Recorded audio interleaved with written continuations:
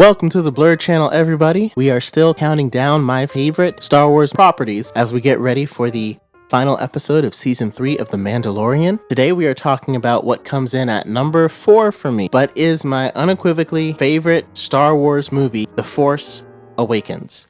Now we have with me a very special guest, my brother, Alex Rose. You want to say hi to the people? What's up, what's up? So we're going to talk a little bit about The Force Awakens. You know, we probably won't say much that we've already heard. J.J. Abrams directed it, of course. I thought his vision was great. We got so many great things in the movie. Some people say like it was just a rehash of A New Hope. I say great, because A New Hope was a good movie, and now we get to see it with lightsabers instead of glow sticks. You know, no offense to the special effects, but we're talking 30 years of technology here. So if anything, that nostalgia to me only built up the movie. And so usually I talk about what I like about it, but today we're going to talk about some of the things that people have said about it. And the most common complaint that I always hear about The Force Awakens is Rey being a Mary Sue.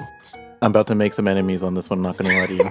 It's okay. I spent 2 weeks deep in a Star Wars comment section, so I'm well aware of the Star Wars fans and their passion. Their passion, exactly. Well, let me just ask you point blank. Is Rey a Mary Sue? Okay, so my answer to this question is, it is up to you, but Rey and Luke Skywalker, to me, are on a relatively equal playing field. Okay. So I can understand if someone thinks that they're both very, very strong characters and they rise to that level of Mary Sue.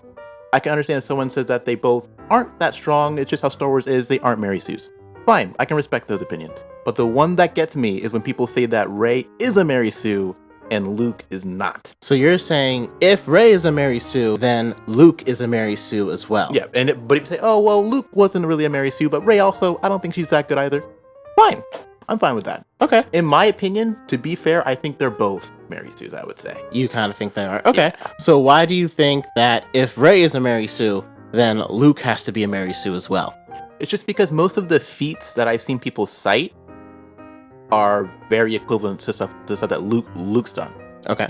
Like, for instance, people say, oh, well, how did Rey know how to fly a ship? I mean, she worked on, like, a junkyard, but just because I work on a junkyard doesn't mean I can drive a race car really fast, right? Which is fair. But Luke was a farmer, so how does he know how to fly a ship? And they'll say, oh, well, Luke said, you know, I'm not that bad at pilot myself. He said in the film that he's a good pilot. So did Rey. Yeah. Yeah. You know? On the Millennium Falcon, yeah. Yeah, he's like, we need a pilot. She's like, we've got one. Yeah. So, again, if you can equivocate Luke's statement, then Rey's statement should be valid as well. Okay, so that's fair on the piloting. What about the Force feats that they did throughout the movie? Because Rey did a lot of stuff with the Force. Rey did do a lot of stuff with the Force, but okay, so there's a few things on this one. The first one is their knowledge of the Force. Something I always find really funny, because when Obi-Wan mentions the Force to Luke, Luke goes, the Force? Like, he's never heard of it before at all. But then when Rey hears about it from Han, she goes, so the Force is real. Like, she's heard the stories. Yeah. So she knows of the Force, like the Force abilities. And stuff like when she's getting mind tricked, now she flipped that on Kylo. To be fair, she was being mind tricked.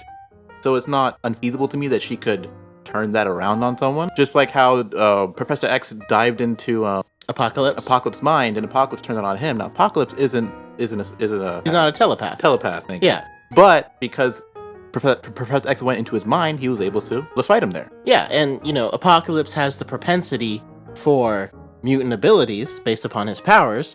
Rey also has the propensity from Force. She's Force sensitive, so having the Force power used on her, you know, and the explanation that I always thought, while I was watching The Force Awakens, we didn't have the Force dyad explanation yet. However, at the end of the movie, I felt like we're gonna get an explanation onto why Rey was so good at this. And the explanation we got, you know, I've talked to some people, the Force dyad thing, they feel like it's weak, but to me, them being a dyad in the Force, whether you believe it's a, you know, Mary Sue or not, to me, that could have been how she learned everything to do with the Force. Because if you watch the movie carefully, she didn't do a single thing with the Force until she came in contact with Kylo Ren. And so when he did it on her, it was like an airdrop. Like, I did this skill that I used on you, and now I got it. And now she just got it. Yeah. Because she's a Force dyad. And to be fair, if you don't like that explanation, oh, well, she's a Force dyad, that's such a weak explanation. Well, Luke is only that strong because he's the son of the chosen one. Yeah. so I mean, yeah. And also Luke has feats in his first movie, right? He trained with Obi-Wan for like 2 hours, and then he hit that shot. That was a great shot. That was 1 in a million, kid. Like, that no one, like, he used the Force, he just sat back, and he didn't even use a targeting reticle. He just made that shot that blew up the Death Star. And when you see it, like, And some people say like like if you see that scene though, he is using the Force 100%. Like if he is not Force sensitive, he does not make that shot. Yeah. Basically, this is not about his skill as a pilot that he randomly got. This is about him using the Force. Yeah, and then also it's like, because people say, oh, well, how was Rey able to like use a lightsaber? And Rey has been shown fighting with the stick. Yeah, the quarterstaff. Yeah, and also given her background, she's a woman on a trash Ravager planet. They has to fight off bandits and people making advances and all kinds of stuff. So she would have had to learn how to fight. And again, Luke is a farmer, and yet he's out gunning trained stormtroopers who are supposed to be like Obi-Wan, hype them up as Imperial stormtroopers. Well, I mean, everyone knows stormtroopers can't actually shoot anybody. You can't actually aim. Oh, okay. Yeah, but it's like the fact that Luke, this farmer kid, is out shooting who are supposed to have been trained military men. Exactly. And it's like, and then I can believe that Rey can use a stick. One of my favorite parts is after in The Force Awakens, like suddenly after Finn removes his helmet, he becomes a great shot. He almost hits everything he shoots at because it's like, I'm not a stormtrooper anymore. So, and so all of that makes sense. I don't really think, I mean, whether someone's a Mary Sue or not, the way that she drove along the plot, I didn't come away from this movie thinking Rey didn't earn that power. She doesn't deserve to use it. It's kind of some supervillain stuff to say, honestly. Whenever I hear a character say that, they're usually trying to take that power from someone. And so the people that are complaining about it, it's like, you can't use the Force anyway. So there's no reason to be jealous that Rey can do it and you can't. Because no one can. Yeah, and also something that you were saying about how the movie is similar to A New Hope. Yeah. So people go, it's a carbon copy and paste of A New Hope. So what's very interesting is this movie is what's known as an homage. An homage is where you have the same circumstances, but there's different twists and turns on it that make it to where, like, yeah, it's the same. Again, they have to fight a Death Star. They go to like a kind of a binge bar inside the galaxy to kind of group up. You know, there's beats from A New Hope, but all the characters are different with their motivations, right? Luke was some punk kid who's like, I'm on this planet, but I want to go and have an adventure. Right? They're like, hey, Rey, you want to have an adventure? He's like, nope, I want to sit right here on this planet and wait for my family. Yeah, exactly. Like, Rey wanted to go, she got a job from Han Solo, but she wanted to go back to Jakku because she wanted to be with her family. Yeah. And like, the wise sage back in A New Hope was Obi-Wan. And who's their wise sage in this movie? Han Solo. And it was awesome. Yeah, because he was actually funny. Like, and that's one of the things, like, compared to all the other sequels, like, this one actually made me laugh genuinely. There were some really funny jokes, like when Han Solo just looks at Finn, he's like, women always find out the truth. Yeah, facts. As two married men, those are facts. Like, and I don't know, like, I just found it funny. And like the other two, none of the jokes were hitting, but the jokes in this one were hitting. And I feel like it's like we've never seen until this movie, like, it might seem like a small thing, but until this movie, I don't think we've ever seen a non-Jedi use a lightsaber. I thought that was pretty big for Finn to pick it up and start trying to use it, especially for all he really wanted to do throughout the movie was get with Rey. Oh, Finn lightsaber leads us into the final point that people bring against Rey, that she beat Kylo Ren.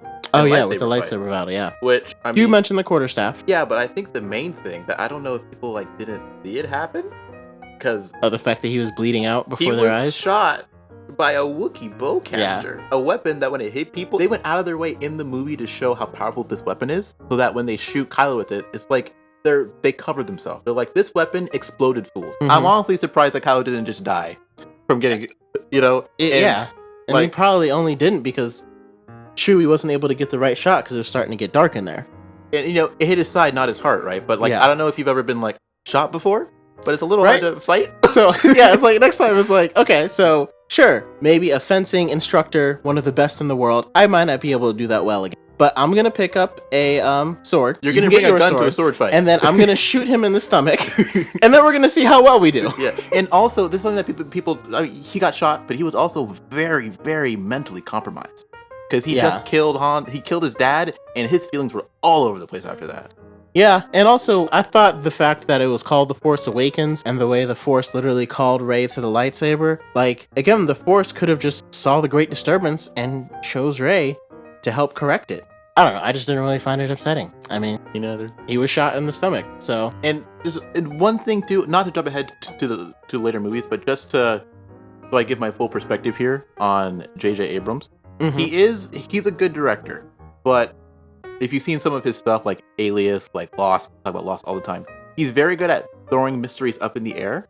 He's not great at the catch when they come back down. Yeah, so that's why Force Awakens is so good, because those mysteries, when thrown up there, like, that's something that I really love about it's like about like having like those explanations, seeing the first movie and having questions, and that's what brings me back to the theater, being like, I don't know why is Rey so powerful, who is Snoke. I was excited to find out. Yeah, and then the fact that the follow through didn't feel good makes on hindsight, it makes the pieces going up in the air feel worse almost. Yeah, well, and of course he got so much backlash for his decisions in Force Awakens that they chose a new director for The Last Jedi, so he didn't really get to fully flush out his ideas, because maybe J.J. Abrams had different ideas and different directions that he wanted to do to explain those mysteries, but he didn't get to explain them until number 9, because they brought in another director, and he was still the producer, and like, I already talked about The Last Jedi, how I thought it was a jumbled mess going back and forth, but I feel like any of the ideas that J.J. Abrams wanted to explore, he didn't get a chance to until it was too late in The Rise of Skywalker.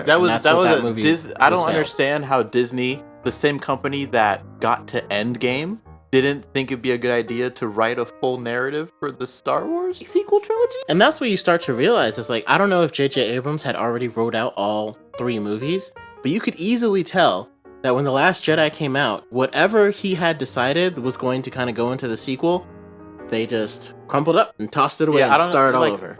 Because it seemed like he wasn't really a Kevin Feige kind of figure. I think they should have had someone like that who's like, this is the Star Wars story. You guys can put your little spin on it, but here is, like, because Kevin Feige's like, here's the Marvel backbone. Mm-hmm. Here's directors who can, add their little fun flair to it. But there is a story here. And there wasn't, they didn't, how did you not have technically that would have been George Lucas. And apparently he didn't like The Force Awakens, but he liked The Last Jedi. And based. And I mean, like, I love George Lucas, the Star Wars universe, all of it is amazing and incredible, but he also gave us the prequels. So it doesn't exactly make me be like, oh, if he liked The Last Jedi, so should I. And if he hated The Force Awakens, so should I. He's a good writer, but he's not, the Lord and Savior. Not our Jesus Christ Lord and Savior. Yeah, so, I mean, overall, like I said, it's my favorite Star Wars movie. I think, especially retrospectively, because, again, the fact that the dunk was dismissed so bad with The Rise of Skywalker. Yes, that was the dunk. It makes Force Awakens almost, like I said, when the pieces come down, if they don't come down well, it looking back, those pieces going up feels worse. Yeah. But if you look at Force Awakens in a vacuum, I think, it's a very, very excellent movie. Yeah, and I just rewatched it today, and honestly, the fact that those two dropped the ball so horrendously, it made me appreciate this one even more. I don't know. Just for the fans out there, I kind of like Last Jedi. I thought it was a nice, interesting, and a new take on the Star Wars movies. I understand that it's a very polarizing movie, and I liked Last Jedi before, when I thought that Disney had a plan. When I found that they did not have a plan, it did sour in my mouth a little bit. Just a disclaimer. I know you said that all whisper-like and everything, but you understand. I have the power to edit that out at any time if I want to. But the fact that the fans are hearing this means that you did it, and I appreciate that. But it's not live streaming, so you'll never know if they get to hear it or not. I love you, Blurs. I love you too, Blurs. Okay, so before we go, I guess I should say, Force Awakens or The Last Jedi, which one did you enjoy watching more? Oh, Force Awakens free. Force Awakens free, okay. Yeah. I mean, you said you didn't really have a favorite Star Wars movie, but like when you think of all the Star Wars movies, is there anyone that stands out more? So I like The Last Jedi, but you like The Force Awakens more. I love Attack on Titan, so I'm gonna keep going back to it because it ties in nicely. Their movies put me in kind of a headspace. Mm-hmm. So Star Wars, I just want a fun action adventure film with lightsabers. With lightsabers, preferably lightsabers. Yeah, you can't. So Force Awakens was that. It was just a fun action adventure film. The Last Jedi was somber and had a lot deeper themes, which I appreciate, but it's not really in the headspace for Star Wars. Whereas like Attack on Titan is somber and dark, but when I go and see that show, that's my headspace. So going into a Star Wars film, The Force Awakens gave me the energy that I was expecting, and that's why it felt better. That makes sense. Yeah, and when I commented on The Last Jedi, I felt like Rian Johnson wanted to make a movie that wasn't a Star Wars movie, and I'm like, I didn't necessarily hate his ideas. I just think, like, he should have directed Dune or do your own thing. Go start something new instead of taking what we know in the formula that breeds success and changing it. He did, and they were fired. You see Glass Onion? Rian Johnson did do Glass Onion, and Glass Onion was great. It was glorious. I loved that movie. Glass Onion. What was the other one? Knives Out. Knives Out. I love that one too. Not Star Wars. So anyway, I guess we'll call it here. Yeah. Thank you for being on. Yeah. Force Awakens, do you want to rate it out of 10? Out of 10, I gave it a solid 9. Oh. 90%. Cool. Yeah. I give it like a 8.24. Yeah, I thought it was excellent. And that's where we're at. So thank you for joining me today, Alex. Yeah, not a problem. Until next time, Blurds, this is William Rose signing out.